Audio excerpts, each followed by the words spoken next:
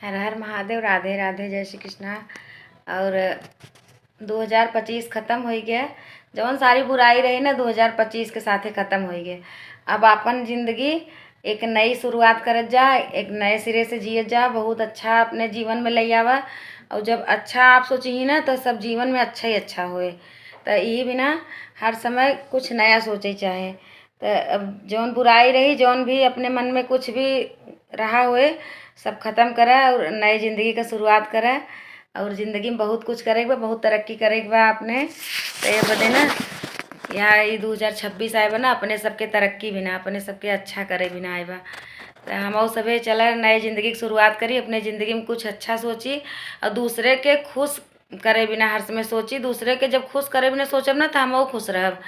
और केहू के ज़िंदगी में जहर घोले बिना तो कभू ना सोचे चाहे।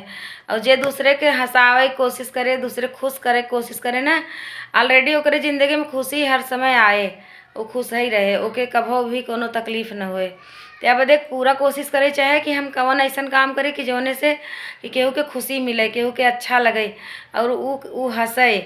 तो ये बदे ना पूरी पूरी कोशिश करे चाहे हंसावे भी ना। और जब सब हंसे मस्त रहे ना तो अपनो ज़िंदगी आराम से कटे। हर हर महादेव, राधे राधे, जय श्री कृष्णा। इस साल मंगलमय रहे, आपन सबके यही कामना बा भगवान से। और भगवान कृपा बनी रहे सबके ऊपर।